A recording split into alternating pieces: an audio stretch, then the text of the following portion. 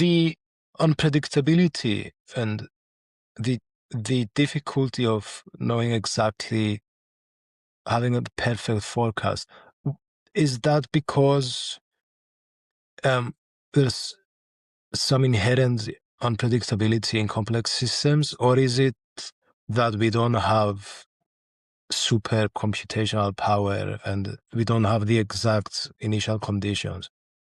Well, I mean, you could say it either way, but I think fundamentally, you know, I mean, this is what chaos, a chaotic system is one where, you know, you can make a almost arbitrarily small change to the initial conditions, and it'll give you eventually a different forecast. So, but you know,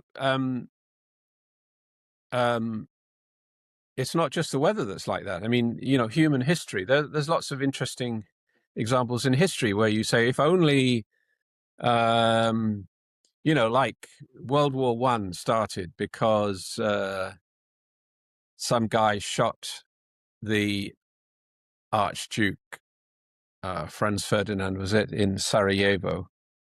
But the guy was actually sort of almost given up. You know, he set out to assassinate this Archduke, but he'd pretty much given up because he didn't know where he was. And then the guy was going back to his hotel and being driven by some chauffeur who took the wrong turning. And suddenly this guy says, "Oh my God, the guy I'm going to shoot is right next to me," and he ended up shooting him. But you could say, well, okay, what if the chauffeur hadn't taken the wrong turning? Then he wouldn't have got shot. And if he hadn't got shot, then World War I wouldn't have happened. If World War I hadn't happened, probably World War II wouldn't have happened. So, you know, you see these kind of consequences everywhere. It's not just the weather. It's like every complex dynamical system. The economy is like this. Health is like this. Everything's like this. You know, that you get periods where the system can be very predictable and stable, and you can make predictions. But then it goes through these very unstable periods where tiny uncertainties are going to amplify. And this is what ensemble prediction is all about: trying to determine ahead of time when you're going to hit one of these really unstable, unpredictable situations. So you're not somehow surprised when it happens. You've been forewarned, let's say. How did you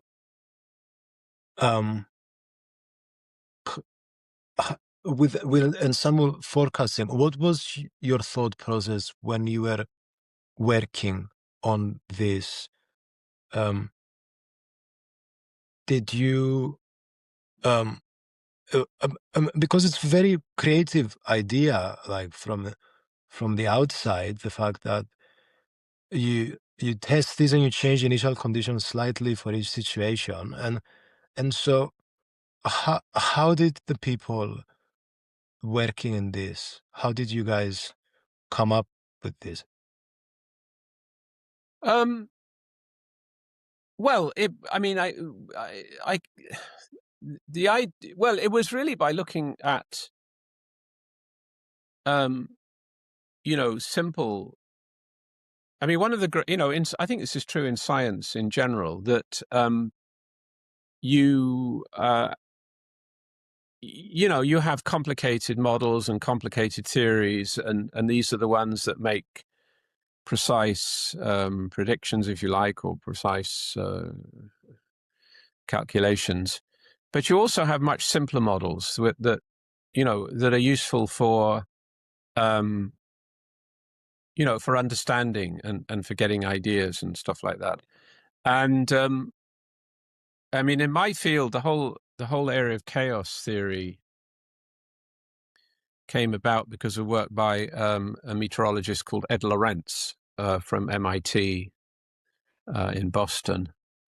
And back in 1963, he came up with this very, you know, very simple model. I mean, it was much too simple to be useful in any kind of practical weather forecasting sense. But it kind of made the point that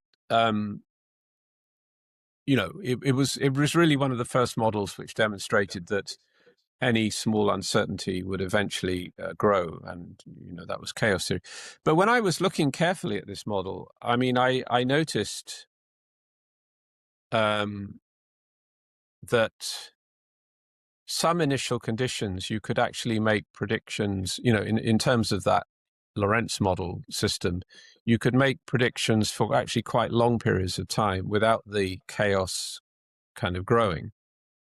Whereas for other initial conditions, the chaos grew, or the uncertainties grew very quickly.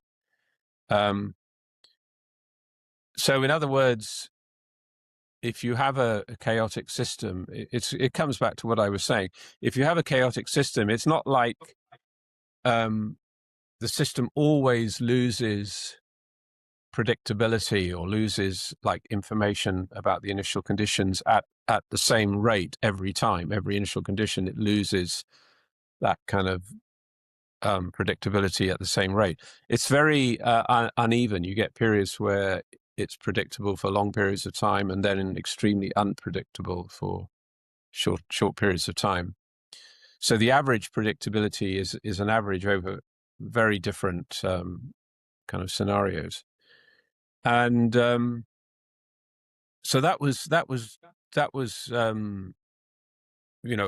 realized by looking at these simpler, these more idealized models of chaos. And I just said, well, if this is the way this simple model works, it's probably going to be the way the real world works. So, and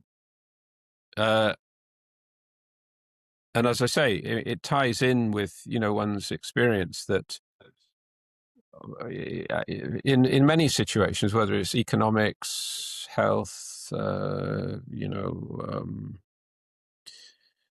sorts of things, where you see the system being quite predictable for long periods of time, and then suddenly becoming very unpredictable.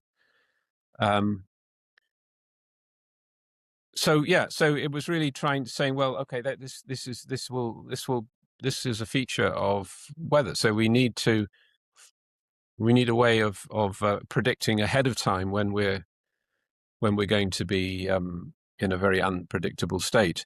Now, I should say that at the time, not everyone, because the problem is you do have to run your model many times. I mean, we run now 50 times. So a reaction would be, well, okay, well, what you're saying is quite interesting, but there are other ways of using that extra computer time to run the model 50 times. We could improve the realism of some particular process in the model, improve the way we represent forests or lakes, or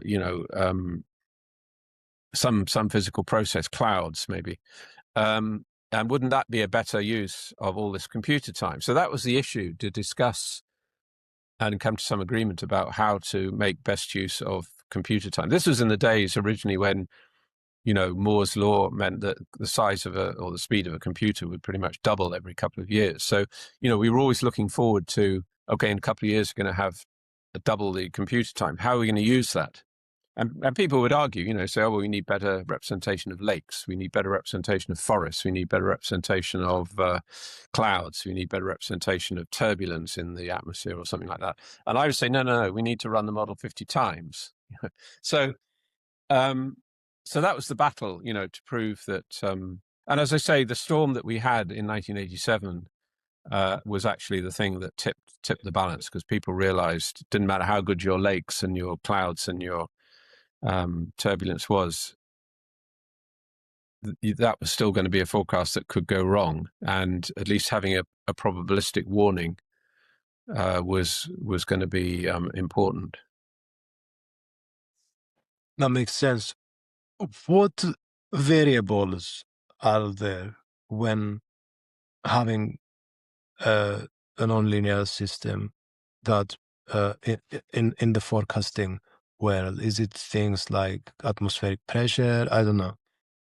Oh yeah, I mean, you can pretty much. I mean, the model, a physics-based model would certainly have atmospheric pressure. It would have winds at the surface, winds, up to I don't know, 50 kilometers above the Earth's surface into the stratosphere, and even higher than that sometimes. Importantly, it has water. So water in its different phases. So humidity tells you how much water vapor there is in the atmosphere. Liquid water tells you about clouds amount and obviously rainfall. Ice tells you about ice clouds and obviously snow and things like that. Temperature, the temperature at different levels in the atmosphere. And this is all, on a grid of about 10 kilometers horizontal. So a grid going around the whole world at about a spacing of 10 kilometers, and then going up from the ground up into the stratosphere, maybe 50 or more kilometers up. And if you put that all together, there are several billion, there are billions of individual, numbers which go into the representation of the state of the atmosphere. And by the way, in oceans as well, the whole thing goes down in the oceans as well. So, that's why these models are unbelievably complicated. They're billions of variables, each represented by, well, typically nowadays 32 bits. So 32 times a few billion variables. That's why, it's a kind of complicated computational problem. But pretty much anything, that's useful, you want to know. Hurricanes, you want to know the wind, how strong the winds are going to be. Intense rainfall events, you want to know how much rain's going to fall. Heat waves, you want to know about how hot it's going to be. So all these things are variables that these models would predict.